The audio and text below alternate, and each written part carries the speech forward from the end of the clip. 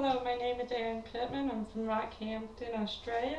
And my husband asked me to do a short devotion and to share my insights of what I've learned about chapter 13 in Psalms. If you would read along with me, that would be Psalms chapter 13. It's only 6 verses, it's not a whole lot. How long wilt thou forget me, O Lord, forever? How long wilt thou hide thy face from me? How long shall I take counsel in my soul, having sorrow in my heart daily? How long shall my enemies exalt over me?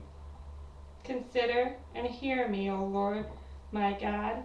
Lighten my eyes, lest I sleep the sleep of death. Lest my enemies say, I have prevailed against him, and those that troubled me rejoice when I am moved. But I have trusted in thy mercy. My heart shall rejoice in thy salvation. I will sing unto the Lord, because he has dealt bountifully with me. There are a few things that I want to point out. Is here David is in a deep sorrow, and he's wondering where God is and why he's not listening. And there are times when you feel the Lord is nowhere around you, and you just feel like you're all alone. But God also says that he will never leave us or forsake us. And here he's talking about taking counsel in his soul, and he's having sorrow in his heart daily. And how long when his enemy exalts over him? Many times our own enemies are our own selves. The devil uses our doubts and to cause our own enemy to change our heart, and we seek counsel in ourselves, and that's why we are battling this. It's not just battling the devil, but it's a spiritual warfare. And it says also in verse 3, it says, Consider and hear me, O Lord my God, lighten my eyes, lest I sleep the sleep of death. David is so burdened here that his eyes are getting to the point where he's just seeing darkness all the time. And he's asking the Lord to turn his eyes upon him so that he can be lightened by that. And the sleep of death, I believe he's talking about here in deep depression. He's so worried, he's just feeling deep inside that he's about to die.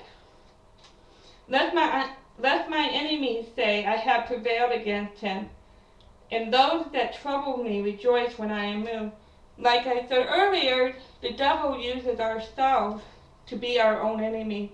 And he's just rejoicing when we're moved and when we doubt our salvation and when we're wondering why God is putting us through things and we hate God for the things that he's putting us through. And that's our own enemy, is ourselves and our mind. But I trust in thy mercy. My heart rejoices in my salvation. And many times you hear this in testimonies, and I hope it's one of your testimonies that your salvation is just a wonderful thing, and you just rejoice in that alone. Everything else can be worse, and people dying, and you're going through financial disabilities, and just all these things. You think the worst is worse, but salvation alone is just to be rejoiced about. And many people are forgetting that, and God's mercy has given us that we have that salvation. One friend, I told her, I have one large blessing today with plenty of benefit. And that's what salvation is. Salvation is a wonderful blessing that God has given us through his Son.